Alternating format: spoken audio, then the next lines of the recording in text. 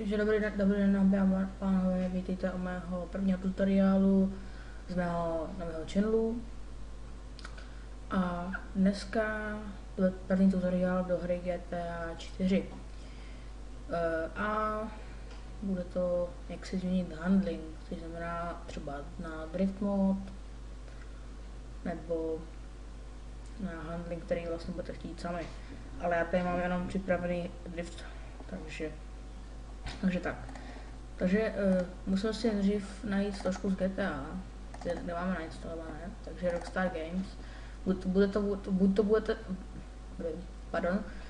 to mít v počítači a buď to jakože v C, v D, nevím kam to si to instalovali, CD, nevím, EF, nevím, co máte, prostě tam program files, nebo jak mám záloha, jo, nevím jak to máte, tak prostě si to najděte, otevřete a tady máme common, data a tady si najdeme handling. Tak. Teďka si radím stáhnout, musím najít, pardon. Teď to bylo hodně dlouho.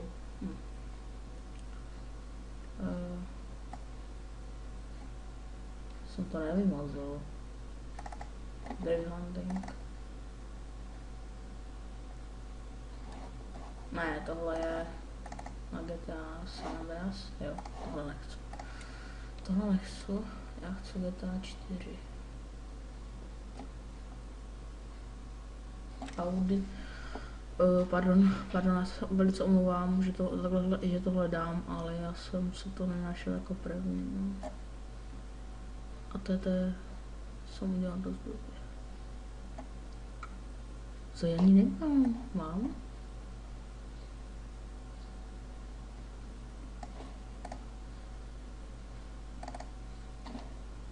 Tady to mám, jo. Takže jsme měli na ploše, OK, takže jsme to našli. A mám tady ten drifting handling. Tohle je akorát drift, ale pozor. Mně osobně funguje jenom tenhle. Když si stáhnete nějaký jiný, tak vám to nemusí jet, může, nevím. Ale mě je jedině tady ten. Takže já vám to budu ukazovat na tom. Takže to takhle zvětší, aby jsem to měl. Takhle. Nebo vlastně nemusím to. No a teď si tady otevřeme handling ze složky GTA 4, najdeme si, dáme najít a třeba za Sabre.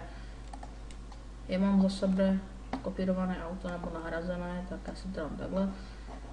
Tady toto, tam necháme. Teď si otevřeme ten drift. Takhle skopírujeme drift, přesně jak to takhle je. Jo, úplně takhle přesně. A